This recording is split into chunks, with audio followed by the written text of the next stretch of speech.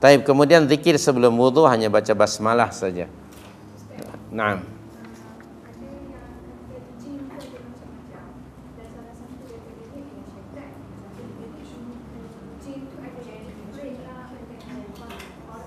Ya.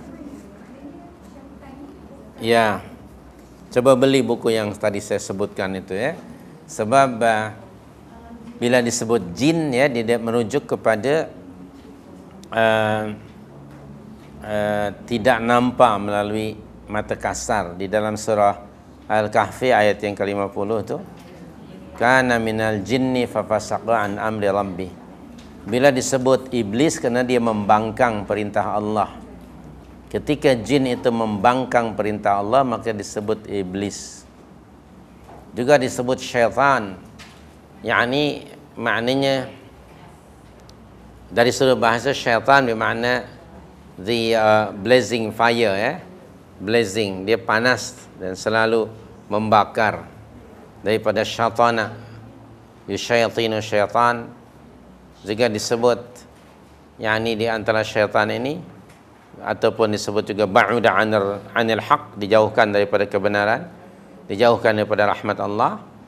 Maka kemudian dia telah mendapat keizinan dari Allah setelah dia merayu untuk dipanjangkan usianya, dan akhirnya dia pun beranak pinak dan masing-masing punya tugas yang berbeza-beza. Jadi syaitan ini bukan hanya satu. Jadi ada ramai ya, ada syaitan yang tadi trap-trapnya itu bukan seorang yang melakukannya. Nah, ketika sholat pun misalnya kan, azan, bila dengar azan syaitan memang lari. Dan dia akan lari mendengar azan itu. Tapi kemudian syaitan akan menghalangi orang supaya tidak mendatangi masjid ataupun surau. Tidak salat berjamaah misalnya. Dia akan halangi di situ. Ketika orang hendak salat, dia ambil wudu.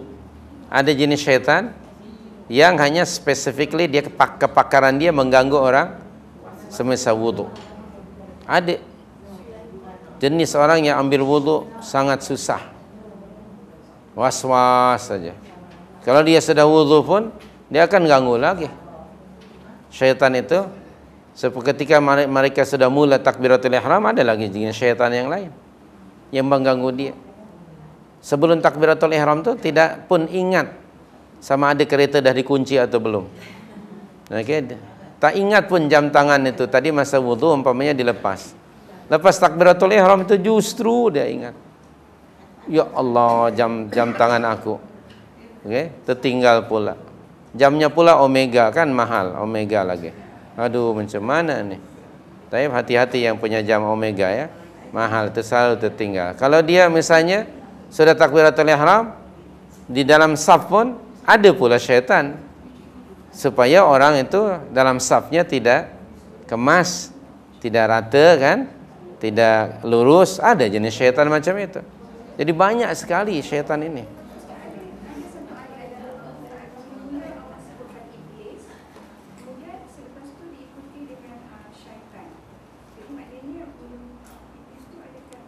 Sudah disebut tadi, asalnya dia adalah jin. Ketika dia disobey Allah, disebutlah iblis. Nah, kemudian dia selalu mempengaruhi orang untuk berbuat jahat dan dimal'un, dilaknat oleh Allah, disebutlah syaitan. Jadi makhluknya sama, hanya mengikut pada perangai. Okay. Kita pun orang Melayu, dalam budaya Melayu ada memahami istilah jin dan syaitan. Ada orang yang mungkin jarang nampak, engkau ni macam jin lah, sekali nampak sekali tak nampak. Ada orang yang cakap begitu. Ada kedua juga, si fulan tu macam syaitan. Apanya? Perangainya. Bukan begitu? Kadang-kadang orang tua memarahi anaknya yang degil. Engkau ni macam anak syaitan. Betul tak? Degil, engkau ni macam anak syaitan. Okey, sangat degil. Tapi anda pernah dengar tak syaitan memarahi anaknya yang degil? Engkau ni macam anak orang, ada? Tidak ada. Tidak ada. Macam anak manusia, tidak ada. Jadi itu sebetulnya istilah merujuk pada perangai. Jinnun maknanya tidak nampak. Janna ya jinnu jinnun, tidak nampak. Syurga itu disebut jannah karena apa yang ada di dalam tidak dapat dibayangkan. Bayi dikandung dalam kandungan ibu disebut janin. Orang yang gila disebut majnun. Itu daripada junun.